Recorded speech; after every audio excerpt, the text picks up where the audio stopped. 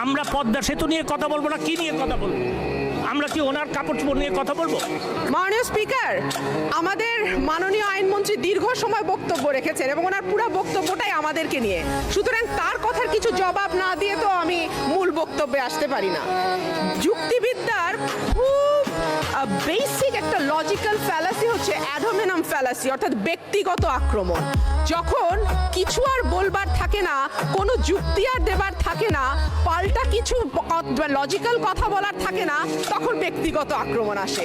দীর্ঘদিন উনি আইন অঙ্গনে অত্যন্ত সফলতার সাথে প্র্যাকটিস করেছেন। উনি আমার কথার যুক্তি না পেয়ে শেষমেশ সংসদে আমার পোশাক নিয়ে আলোচনা হবে কিনা এই ধরনের অভব্য কথা ওনার মুখ থেকে আমরা আশা করি না। এখানে সংসদ নেত্রী আছেন, তিনিও নারী, মাননীয় স্পিকার আপনি আছেন, আপনিও নারী। তারপরে যখন এই ধরনের কথা আইনমন্ত্রীর মুখ থেকে আসে, তখন সেটা পুরো সংসদের জন্য লজ্জা।